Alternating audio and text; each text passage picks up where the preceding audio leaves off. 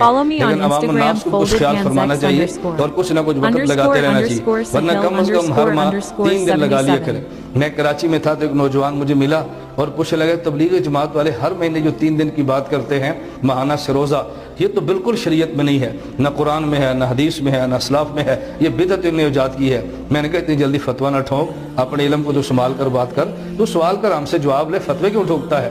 جب ہم نے جواب دینا ہے تو پھر آپ نے کہتے ہیں انتشار ہوتا ہے، اور جب تم فتوے ٹھوکتے ہو تو پھر انتشار نہیں ہوتا۔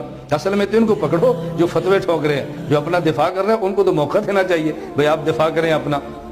میں نے کہا یہ قرآن میں بھی ہے، بخاری میں بھی ہے، مسلم میں بھی ہے۔ مجھے کہتا ہے ان کے تو میں نے کہا ان کتابوں میں ہے، کہتے ہیں سروزہ، میں نے کہا جی ہاں سروزہ۔ مجھے کہتے ہیں جی کہاں لکھا ہے؟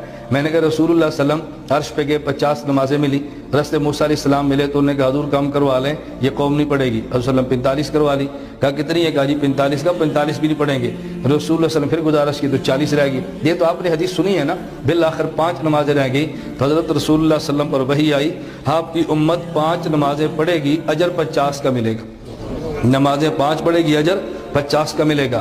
یہ صحیح بخاری میں ہے، اور صحیح مسلم میں روایت یہ ہے کہ من صام رمضان و ستۃ من شوال کان کصیام الدہر کلہ، جو آدمی رمضان کا روزہ رکھے، 6 شوال کے روزے رکھے، اللہ اس کو پورے سال کے روزے کا اجر دیتا ہے۔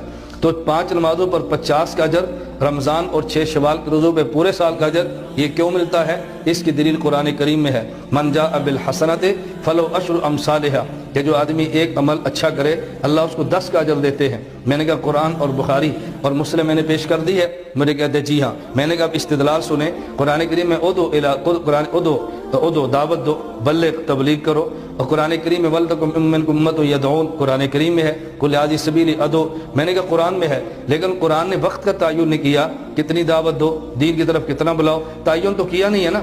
اب ہمارے اکابر نے مشورہ کیا، اس نے شادی بھی کرنی ہے، کاروبار بھی کرنا ہے، دکان پر بھی جانا ہے، دفتر بھی جانا ہے، زمین پر بھی جانا ہے، ہل چلانے ہیں، سارے کام کرنے ہیں، اور اس نے دین کی بات بھی کہنی ہے۔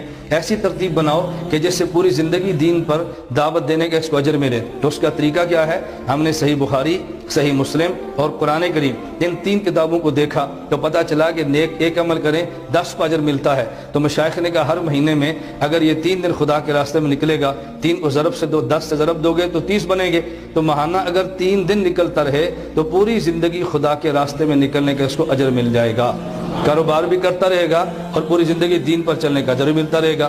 میں نے کہا ہمارے پاس، کہتے ہیں ان سے دلیل مانگی کئی تبلیغ والوں سے، وہ تو دلیل نہیں دیتے۔